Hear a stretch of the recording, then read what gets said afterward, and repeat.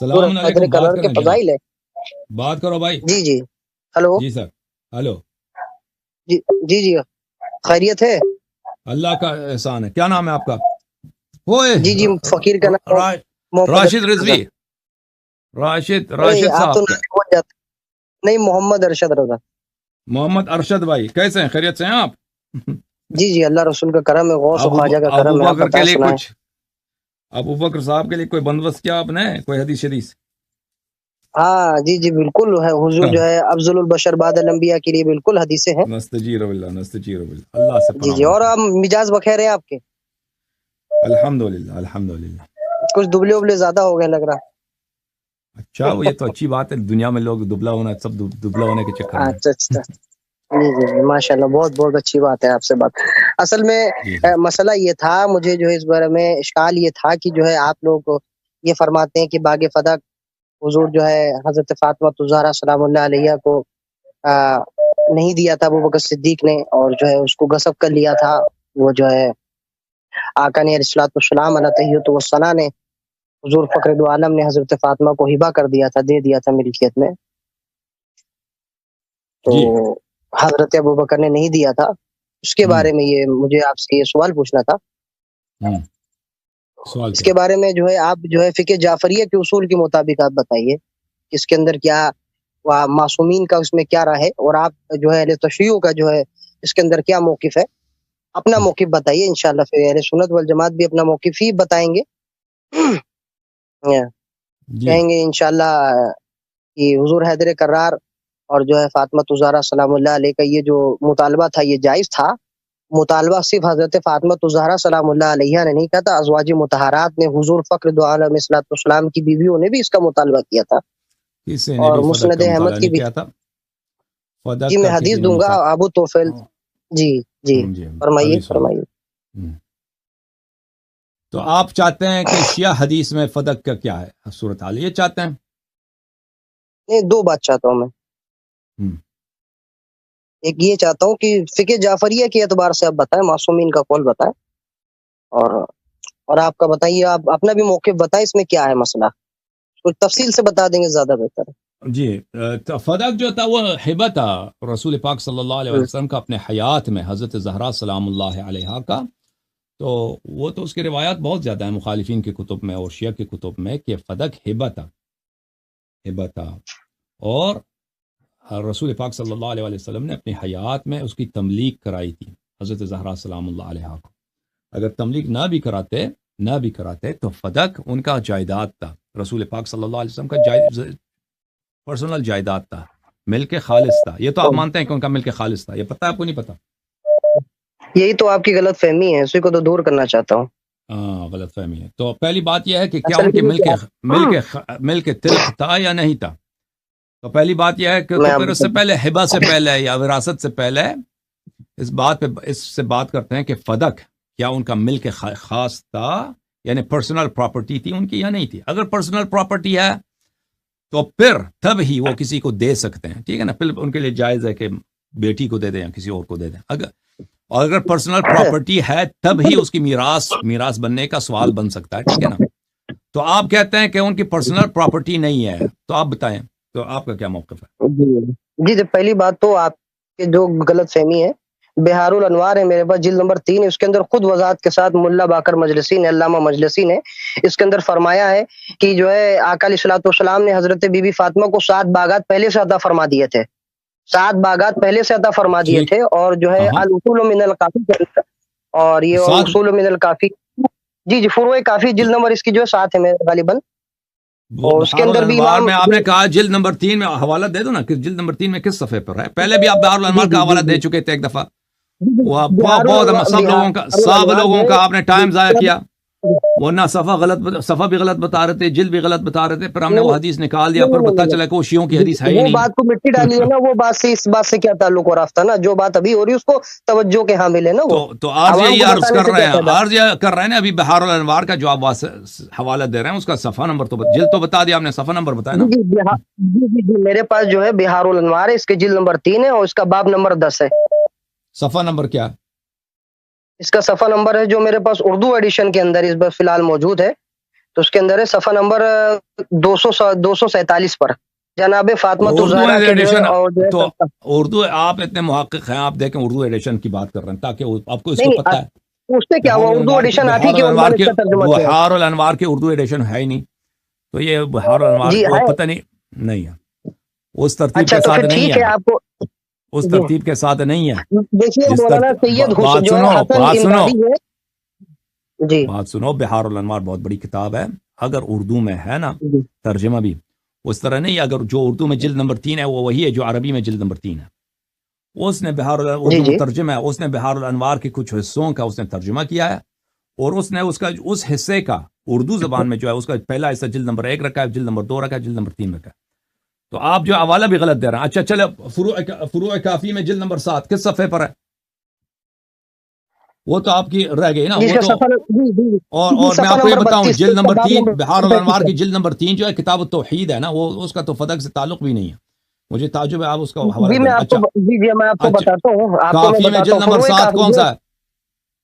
جی صفحہ فروع نمبر کافی کے بتائیں، اندر جلد نمبر اس کا 35 ہے اور اس کا جو ہے صفحہ نمبر جو ہے 32 ہے فروع کافی میں جلد نمبر 35 جی جلد نمبر 35 نہیں جلد نمبر صفحہ نمبر اس کا 32 ہے، باب نمبر 35 ہے، اچھا صفحہ نمبر 32 اچھا اس میں کیا کیا باب بولا، نمبر کیا حدیث 35 کیا ہے؟ حدیث کیا ہے اس میں؟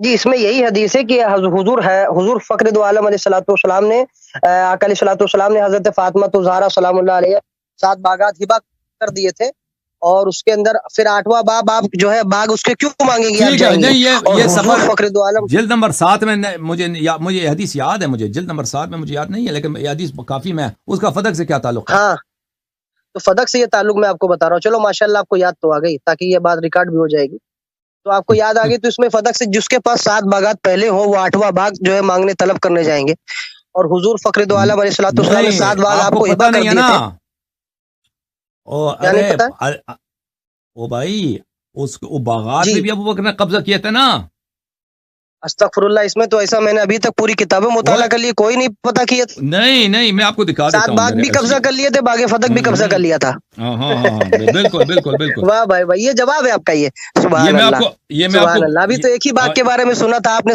8واں بھی بتا دیا، میں آپ کو یہ ہے دکھا دیتا آپ ہوں کی بھائی، یہ ہے آپ آپ کی جو دلیل دیکھو غایت نا، درجے کا علم، آپ دلیل مانگو نا، آپ کی تعجب دلیل جی، اور نہیں میں ہے۔ آپ کو اور ایک بات بتاتا ہوں، فاطمہ الزہرا سلام اللہ علیہ جب آپ تھوڑی سی تکلیف سے آپ چکی چلا رہے تھے تو ہماری کتابوں میں آیا، حافظ ابو نعیم نے اور حلیۃ بھائی بات الاولیاء میں سنو اور دیگر کتبوں میں بات سنو جی ایک دفعہ دلیل سن لو، پھر اپنا دوسرا نقطہ بتاؤ نا، ایک دلیل سن لو، ہاں پھر جب اس ہاں تو دلیل اس کا کو تم جواب رد دینا، آپ کرو۔ نے تو جواب دیا 8 باغات اس کے بھی قبضہ تھا، جی چلیے جواب دیجیے، ماشاء اللہ سبحان اللہ، آپ کی تحقیق کے اوپر دیکھیں سبحان اللہ، یہ ہے، ایک ہی بات یہ کتاب ہے جی بخاری، صحیح بخاری ہاں لأبي عبد الله محمد بن اسماعیل البخاری، چاپ دار احیاء التراث العربی، صفحہ نمبر 749 میں حدیث ہے، جی دیکھیں حدیث نمبر 4240 4241۔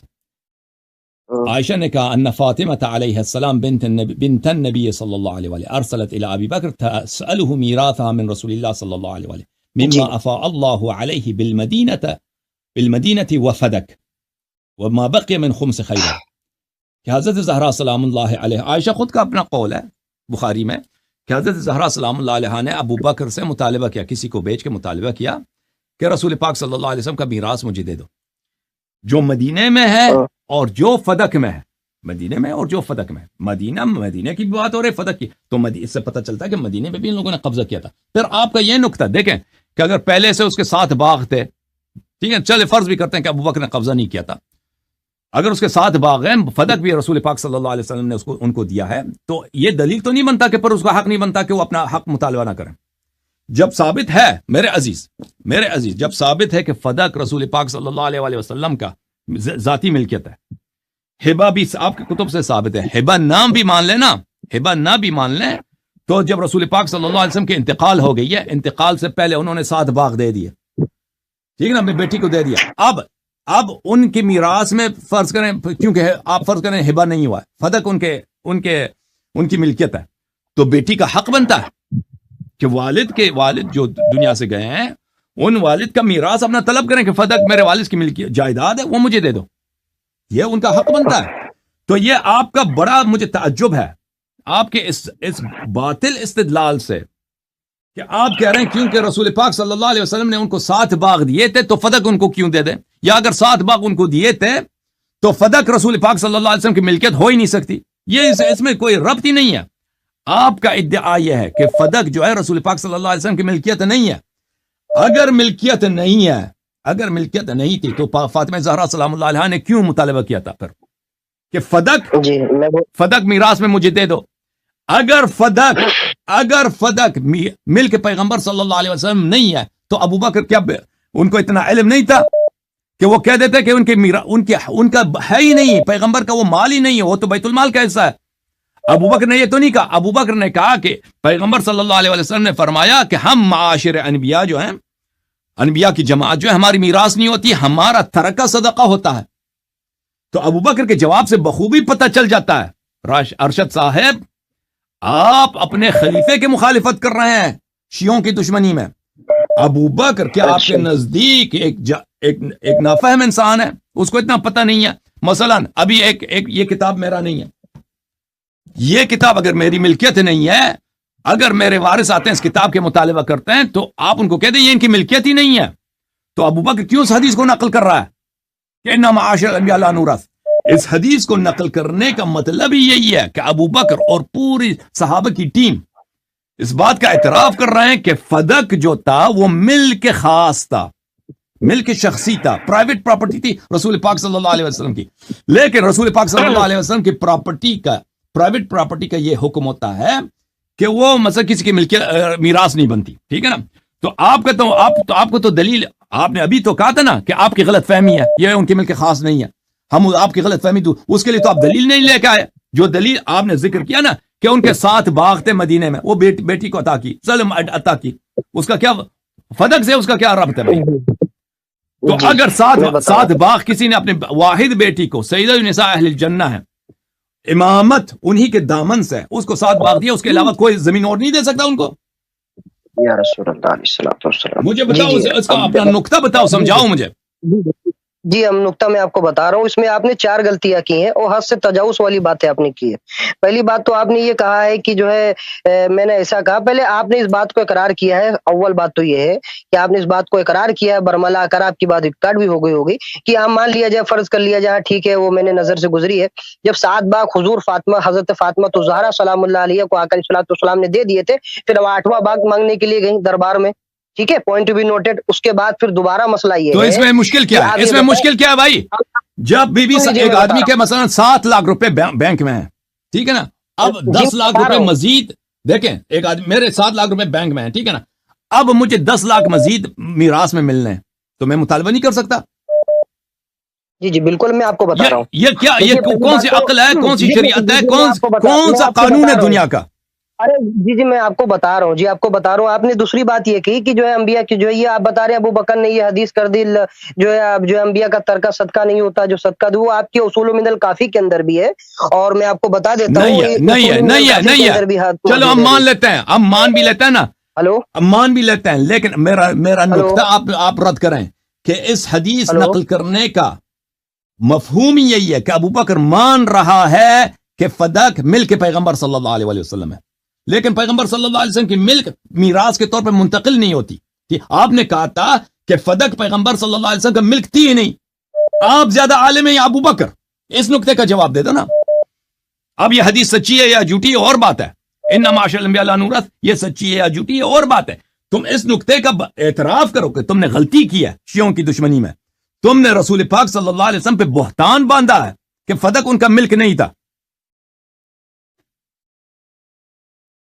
خاموش, کاٹ کے چلا گیا بھائی, کیوں بات نہیں کر رہا؟ ارشد میاں خاموش, ارشد میاں لاجواب. ارشد بھائی چلیں دوسرا لائن لے لیتے ہیں. کوئی نہ کہتے کہ میں نے اس کو میوٹ کیا بھائی, یہ خاموش ہے بھائی, اس کا لائن ابھی کٹا نہیں ہے میرے خیال میں. کٹا ہے, دیکھتے ہیں لائن پہ تو ہونا چاہیے. نہیں ابھی کٹ گیا ہے اس کا. یہ جو ہے نا ارشد میاں, جی سر کون ہے؟ ارشد ہیں آپ؟ نہیں ارشد نہیں ہے. ایک منٹ بھائی صاحب, انڈیا والے, ایک منٹ. ارشد بھائی نے لائن کاٹ دی بھائی, واٹس ایپ لائن کرتے ہیں, ارشد صاحب پہنچ گئے اور وہ جو ہے چلے گئے. تو میرے محترم ناظرین، ارشد صاحب نے کیا کہا کہ فدق پیغمبر صلی اللہ علیہ وسلم کی ملکیت نہیں تھی، اور جھوٹے آدمی. اگر ان کی ملکیت نہیں تھی تو ابو بکر نے کیوں کہا انما عاشر الانبیاء لا نورث ما ترکنا صدقہ؟ بی بی سلام اللہ علیہ نے کیوں مطالبہ کیا کہ میرے والد کا جو مال ہے فدق میں اور جو مدینے میں اس کو مجھے میراث دے دو؟ اب مال ہی نہیں ہے تو کیوں مطالبہ کیا؟ ٹھیک ہے نا، پہلی بات. دوسری بات، اگر ان کا مال نہیں ہے فدق پیغمبر صلی اللہ علیہ وسلم کی پراپرٹی نہیں، تو ابو بکر نے کیوں کہا؟ یہ حدیث اس پہ لاگو ہی نہیں ہوتا کہ فدق انما عاشر الانبیاء لا نورث ما ترکنا صدقہ. اس حدیث کا مطلب ہی یہی کہ فدق پیغمبر صلی اللہ علیہ وسلم کا ذاتی مال ہے. اب جہاں تک آپ کا تعلق ہے، آپ کی یہ اس بات کا تعلق ہے کہ یہ حدیث کافی میں بھی موجود ہے، یہ حدیث کافی میں موجود نہیں ہے میرے عزیز. کافی شریف میں ایسی کوئی حدیث انما عاشر الانبیاء لا نورث ما ترکنا صدقہ، یہ ہم اہل بیت طاہرین علیہ السلام کے نزدیک یہ ابو بکر کی افتراء ہے. ابو بکر کی افتراء ہے رسول پاک صلی اللہ علیہ وآلہ وسلم پر، اور اس کے دلائل بہت زیادہ ہیں. یہ کتاب الفروع من الکافی، جز نمبر 7، چھاپ دار الکتب الاسلامیہ للکلینی رحمۃ اللہ علیہ. ملاحظہ فرمائیے یہاں پر صفحہ نمبر 86 میں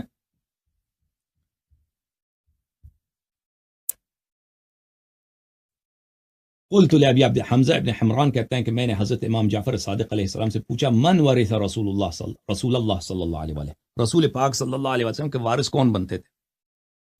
فرمایا فاطمۃ علیہ السلام ورثته متاع البیت والخرثاء وكل ما كان له. خرثاء بولتے ہیں بیت کا جو گھر میں جو سامان ہوتے ہیں، مثلا اساسیہ انسان کا گھر میں، آپ کسی گھر میں رہتے ہیں نا، آپ کے برتن ہیں، آپ کے کپڑے ہیں، آپ کے بستر ہے، چادر ہے. فرمایا کہ رسول پاک صلی اللہ علیہ وآلہ وسلم متاع البیت، گھر میں جو سامان ہے، والخرثاء، اور گھر میں جو ان کی پرسنل پراپرٹی ہے، ان سب کے وارث تھیں وہ. وَكُلُّ مَا كَانَ لَهُ، اور جو بھی پیغمبر صلی اللہ علیہ وسلم کے جتنا بھی سامان بنتا تھا پراپرٹی، ان کا وارث ایک ہی بیٹی ہے. بھائی وفات کے بعد ایک ہی بیٹی ہے. ان سے پہلے 3 بیٹیاں وہ اگر 3 بھی تو وہ دنیا سے چلی گئی ہیں سلام اللہ علیہن، ٹھیک ہے نا.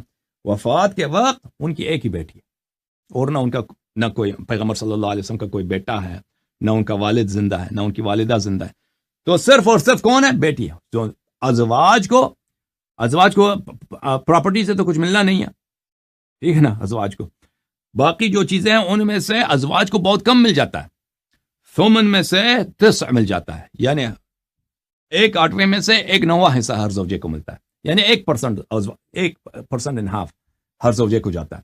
تو 80% سے زیادہ 85% کس کو ملتا ہے؟ حضرت زہرا سلام اللہ علیہ. اوکے میرے بھائی.